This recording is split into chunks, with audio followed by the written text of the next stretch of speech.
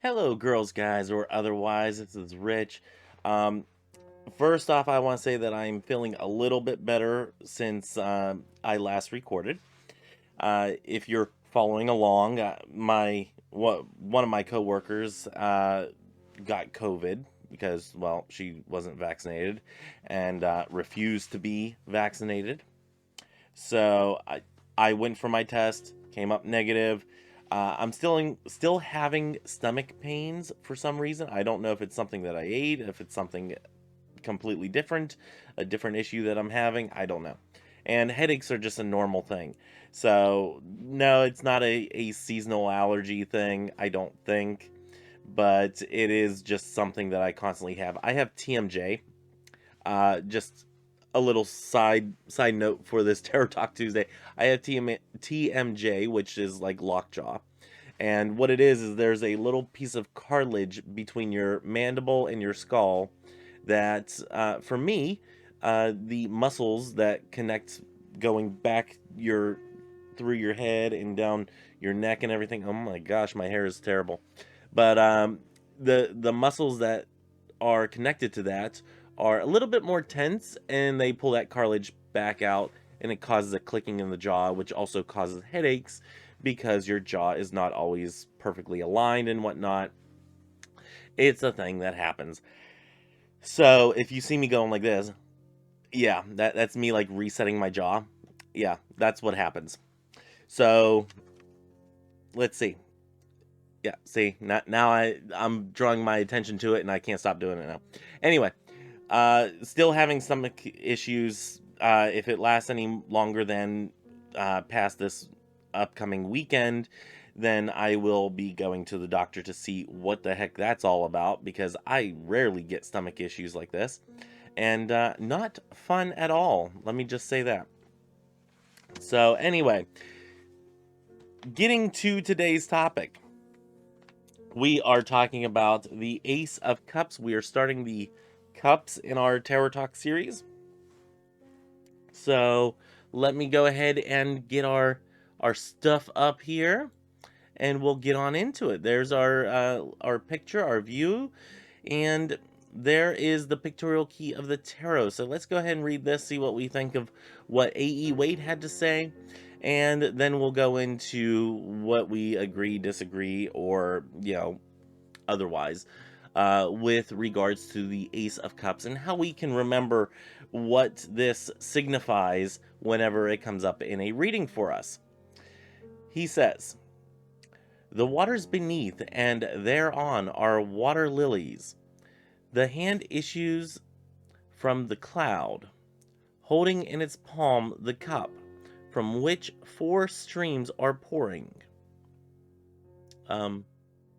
No. He obviously was not looking at this. There's five streams. Okay. A dove bearing in its bill a cross-marked host descends to, to place the wafer in the cup. The dew of water is falling on all sides. It is an intimation of that which may lie behind the lesser arcana. Divinatory meanings: house of the true heart, joy, content, abode, nourishment, abundance, fertility, holy table, felicity thereof or hereof. Reversed: house of the false heart, mutation, instability, revolution. I don't think I really agree with this. Um, Joy, contentment, uh, nourishment. I don't fully agree with A.E. Waite here, and that's not surprising. So let me go ahead and get rid of that. Let's make this really big. So we have a lot of things going on here with regards to the Ace of Cups. First things first, as he said, there are five streams, not four, as A.E. Waite said. There are five streams that are coming out of the cup. Uh, so let's talk about that first and foremost. The five streams are said to be representative of the five senses that we have that are flowing from us. First things first, with regards to the cups, is it is the suit of water, and it deals with our emotions. So it is that emotion flowing through the five senses, um, which is really kind of hard to describe. It's like, how do you describe touch to somebody that's never touched it? How do you describe the emotion that you get from touch? Like a nice supple feeling or something like that. How do you describe that to somebody that has no, uh, they have no reference for it? Um, but it is emotion attached to the five senses, and it's connecting that to down below the lotus blossoms, which I'm looking at my notes here that I wrote up, which signifies the awakening spirit. And all of this comes from the dove, which is the divine spirit, bringing the divine into this cup, which then overflows and then comes down to the lotus blossoms, which bloom, as our awakening spirit. Now, remember that whenever we did the chakra series for Witchy Wednesday, that the lotus is representative of each one of our chakras. A different amount of petals designates a different chakra and whatnot. So from the root, we have I think it's 2, and then we have 4, so on and so forth. So we do have that. With many of the other aces, we have a hand coming out, the divine hand, as it were. Again, I want to draw attention to the dove, which is often considered a representation of the Holy Spirit. And whenever you're bringing the wafer down, which is a part of the Eucharist, which combined with the cup itself, which is like the Holy Grail. So we have, the two parts of a Eucharist and whatnot, which is really interesting. It's a very beautiful representation of the body, the flesh, and the cup that holds the blood during the Eucharist. So we have these two things that are emblematic of a human being, of being something that nourishes us through a spiritual transformation. And we have that, and it awakens our spirit, and brightens our emotions, or has an effect on our emotions. And I think that's all very fitting, that we have the dove that represents the Holy Spirit, with the wafer of the host, and the chalice of the of the wine. So a very interesting card overall. There's a lot of symbolism here, and I'm not going to go into every little piece of it, but the main points: the cup, which is emblematic of emotions, or of water. Our representation of water is often a cup, so we have a representation of water, ace being the first part of the entirety of this suit. Also denotes beginnings, and the starting point of a how do I want to say it? The starting point of an emotional process that we're going through. So, a couple things here that I have, and I'm just gonna run down this list real quick, because I think I've rambled off enough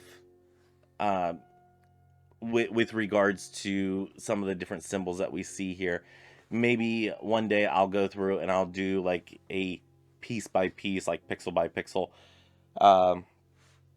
study on each individual symbol and whatnot. But this one is just to jog memories, or to jog ideas of what is coming up whenever you're doing a reading. So in the upper right, it is time to open up emotionally. Leave or let love flow. Okay. So, first off, this is the time to open up emotionally. Uh, opening yourself up. You have this coming up in a reading. You're going to open yourself, or you need to open yourself up in order to have a better relationship or a better connection to others. This is all about connection here. So let the love flow. If you're really a guarded person, I know I can be very, very much a guarded person in my personal life and whatnot. uh if you're a guarded person, if you have a hard time reaching out with love to people, maybe this is calling you to reach out and make that connection with somebody. It carries the potential for spiritual and emotional fulfillment. This is the reference to my cup floweth over, that type of thing. Being in abundance of uh, of emotional and spiritual um, need, I guess, if you want to say need as a good word there. I can't think of certain words right now whenever I'm describing these things.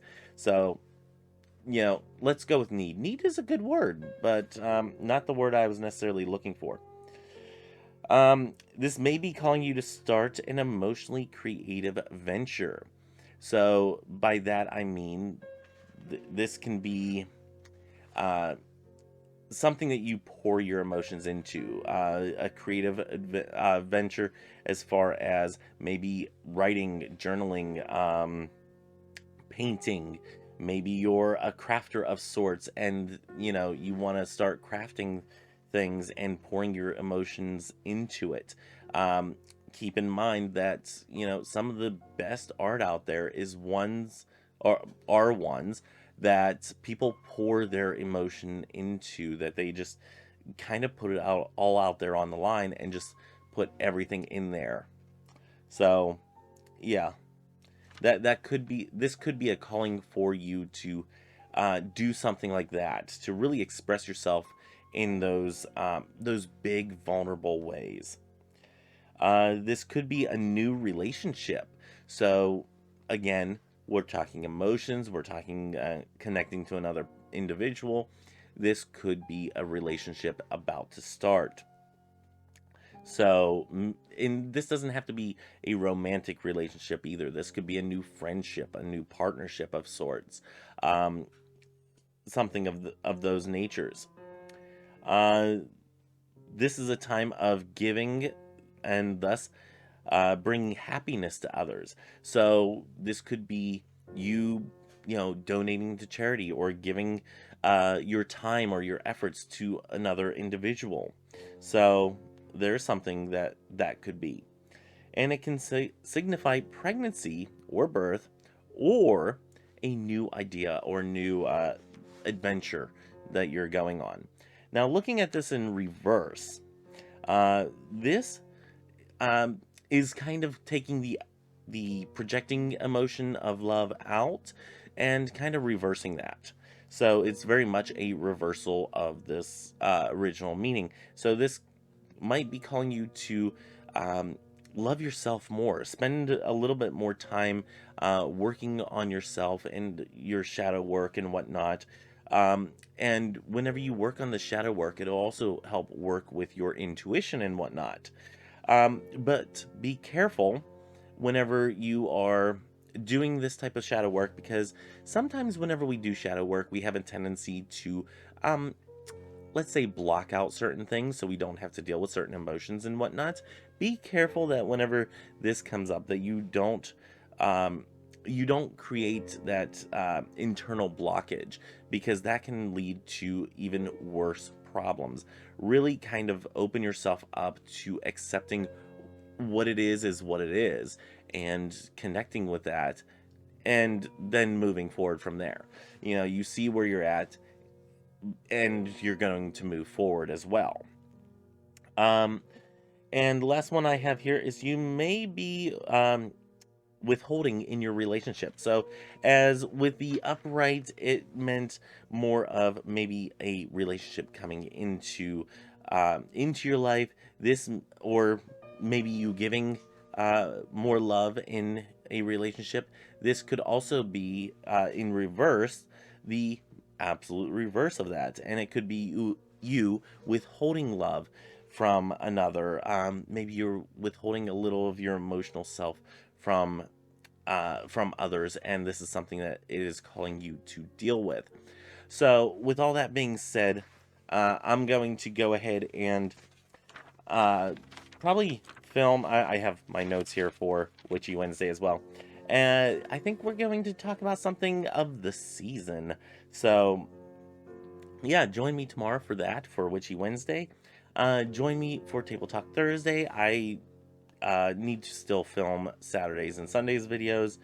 Um, and yeah, just keep me in your thoughts and hopes and prayers and whatnot for this little stomach issue that's going on here. I don't know what it is. It's really, really strange.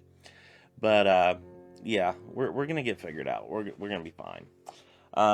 But yeah, I'm in Dover this weekend, so yeah, that's going to be an interesting and fun time. And I want to do these videos before I go down to Dover, so I don't have to do them while I'm down there, and I can actually work on some other stuff. So, all fun. Anyway, with all that being said, I wish you all love, hugs, and ladybugs. Until next time, bye.